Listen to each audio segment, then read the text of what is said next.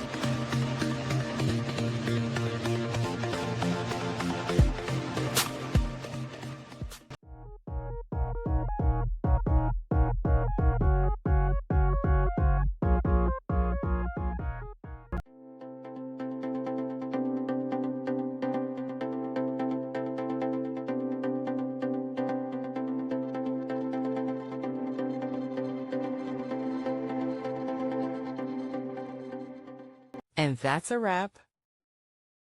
I hope you found the answer you were looking for. If you did, take a second to hit that subscribe button. It really helps out.